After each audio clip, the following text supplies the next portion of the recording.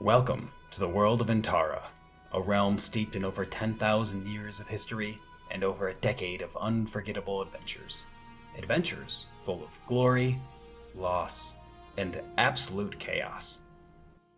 This particular story begins in the kingdom of Laodex, in a small farming town called Marsuth. On the outskirts of town, where the road turns to dirt, sits a modest but lively place, the Millsway Inn and Tavern. Swinging the door open with a bang, walks in our first adventurer, Yamu, a young high elf, maybe mid-20s or so, wearing a bright orange gi and casually slinging a deer carcass over his shoulder. Standing about 5'8", he walks in with a cheery attitude and says, "Man, I'm hungry. Anyone got some fire I can borrow?" He looks around confused. I guess they don't speak common. Yamu heads to the bar to grab a stool, when bam! The doors burst open again. A desperate man stumbles in, shouting, "Somebody, please! Goblins! Goblins took my son!" Another patron downs the rest of his drink, sets the mug down, and stands. He grabs his sword, calm and collected. This is our second adventurer, Silas. A lean, well-muscled human, no older than 20. His short white hair is well kept. He wears weathered black and gray armor, marked with a red and black symbol on the shoulder. There's a long scar over his left eye, and the eyes themselves, they have white irises with dark, cat-like pupils. The father gasps in relief. "Thank the gods, a collection member. Please, save my son Marcus. I've got 10 gold. It's yours if you bring him back." Silas doesn't blink. "Lead the way. Keep your gold till I return." As Silas heads out the door, Yamu quickly follows, eager as ever. "Yes! I've been itching for a good fight!" Just as they step outside, a third figure rises from a corner booth. A teenage human in jet black armor, a great sword strapped to his back, and the Platinum Dragon's symbol on his chest. This is our third adventurer, Dante. "I've heard stories about the collection's warriors. I'd like to see how strong they really are." Silas just shrugs.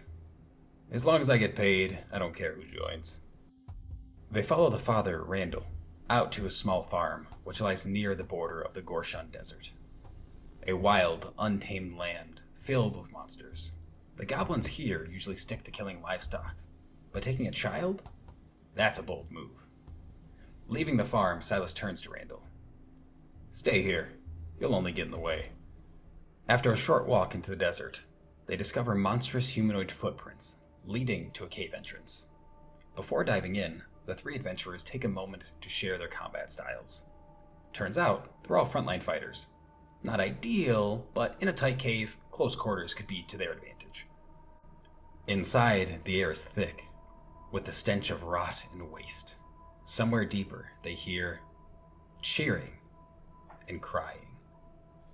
Dante, cocky as ever, mutters, "We don't have time for caution." He pushes forward and swings open a door with a loud clang. His armor echoes. 3 goblins look up from their meal of flesh scraps.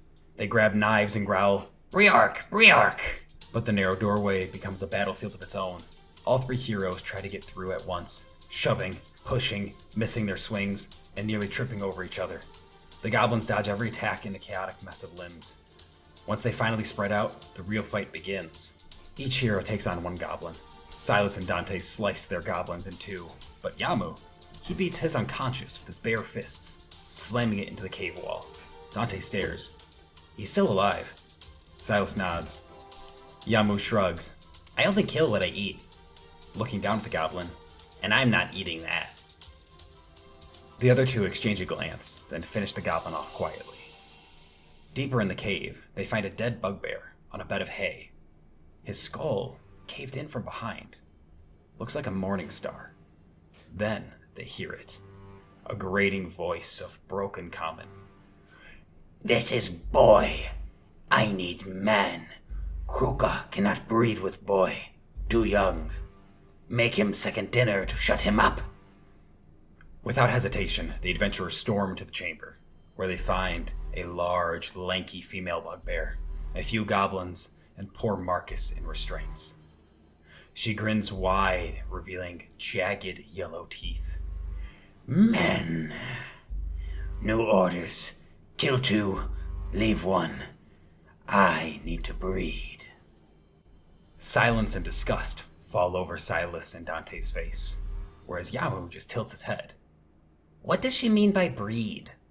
Silas charging to battle. Ask your parents. Yamu shouts back. How can I? They're dead! The chaos begins, as the goblins charge Yamu while the others look towards Kruka. Kruka smashes her Morning Star into Silas, then sends Dante flying. She's strong, way stronger than expected. Yamu manages to knock out the goblins while the other 2 hold the brute back. Then, taking a moment to regroup, Silas signals silently, then tosses his shield to Dante.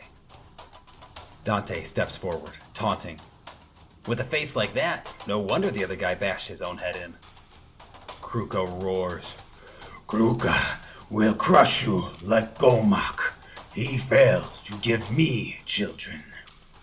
She swings hard, but Dante plants his sword in the ground behind him and braces with the shield, barely holding the line. Then, Yamu strikes. Sliding behind Kruka, he sweeps her legs and drops to the ground, tripping her. Then Silas leaps from the shadows, seemingly out of nowhere, and with 2 hands drives his blade into her throat. Snap! Kruka's head rolls across the floor. Momentary silence is broken as Yamu says, Oh, she meant breed like making children. How do people do that? Silas and Dante share a confused glance before heading over to the crying boy. After freeing Marcus, they return to the farm. Randall breaks down into tears, clutching his son. Thank you. Thank you for saving my boy. After a few moments, Silas holds out his palm. Randall tosses a small pouch at him. Dante just stares. You're really gonna take his money? Silas, calm as ever. I like a warm meal and a bed.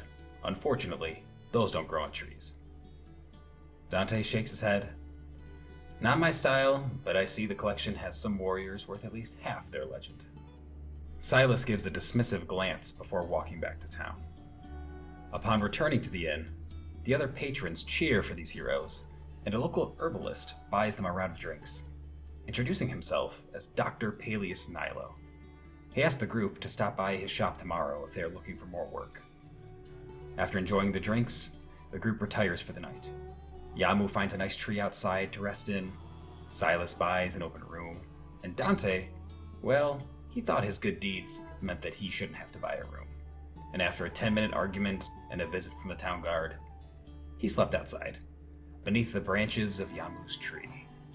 And it is here, with the boy, the blade, and the brute, that a world-changing adventure has begun.